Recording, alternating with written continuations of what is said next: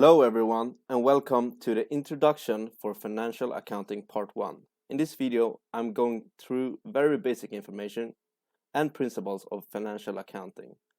But as the series continues, I will go through the financial accounting in more depth. So let's look at the overview. So what is financial accounting? Financial accounting is a type of accounting that keeps track of businesses' financial activities. The transactions from businesses are documented, summarized, and presented in a financial report or financial statement, such as income statement or a balance sheet, for example. What is it used for? The financial accounting allows companies to maintain track of their operations while also offering insights of their financial health. A corporation can provide investors and lenders more power in their decision making by presenting data through a range of statements, for example, balance sheet and income statement. What are the users for financial information? Some typical internal users could be marketing managers. They would say, what price could we sell this product or service to maximize our net income? Another internal user would be human resources. They would consider if it would be feasible to give employees wage raises this year, depending on their financial situation. And some external users could be creditors. They will consider or look at if a company could repay their debts as they are due, or investors if company X is more profitable than company Z, or something like that. But let's take a look at this financial statements, because this is an overview and I'm just going to go through all general topics and that. And as the series continues, as I said at the beginning, I'm going to go into more depth on each particular statement and topic. So we can see here that the company provides 4 different financial statements.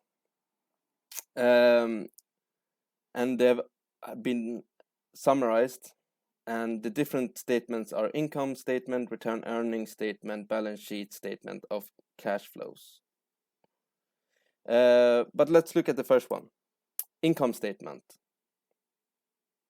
which reports revenue and expenses for a specific period of time. But it's very important to remember that net income minus revenue exceeds expenses, and net loss minus expenses exceeds revenue. And it's also important to note that previous net income could be used to predict net income in the future. And as you can see here in the income statement, we have a service revenue for £8,000, and we have some expenses. We have salary, wages, supply expenses, and that kind of stuff. But if you total them up and you take 8,000 minus 6,000, you will get the net income, which is 1,880, which is essential for the next statement, which is returned earnings. And as you can see here, we borrowed the net income from the previous income statement. As you can see, net income is £1,880, and we have some dividends of £300. And if you're not sure about these terms or not like understanding fully, you don't worry. This is just a brief general introduction of financial accounting and the financial statements. But if you subscribe to the channel, you will see that I will go through each particular statement in depth and very detailed. We can go on to the next financial statement, which is the balance sheet, which is the third balance sheet, it's a financial statement like the other two, but this one shows company's assets, liabilities, and shareholders' equity at a given point in time, as well as providing a basis for the calculation rates of return and assessing its capital structure. We can see here that we can see that we have a equation down under the balance sheet, which says that A equals L plus SE. And whenever you're trying to do a balance sheet or calculate by yourself or for an exam or anything like that, a very good trick, I would say, or something you can double check if you've done everything correct, is to look at your assets, because they have to be equal your liabilities plus shareholders' equity. So if you look at the total assets, it's £5,050, and the total liabilities is £7,600, and the total stockholder equity is £8,450.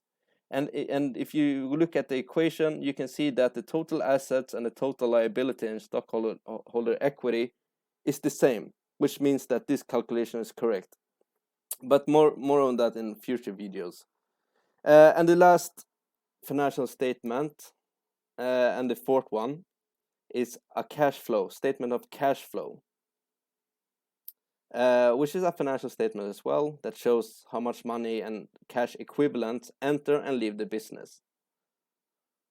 And as we put this together, you can see that there is a connection with each statement. It might look easy, but remember, I only go through each statement briefly to give you an understanding on how financial accounting works. In future videos, I will focus on one particular subject in more depth. But if you look at the income statement, you can see that we got the net income to the return earnings, and from the return earnings we got that to the balance sheet, and from the balance sheet we got the cash, which is essential for the statement of cash flows. And how investors and business managers or consultants look at these statements, it's depending on what they are seeking to do, if that makes sense. But in future videos I will go into each particular financial statement in more depth. But this was part 1 of the introduction of financial accounting. In part 2, I'll probably go through what's assets, liabilities, and how you calculate the credits and debits and that kind of stuff. But make sure to subscribe, and I'll see you soon. Bye bye.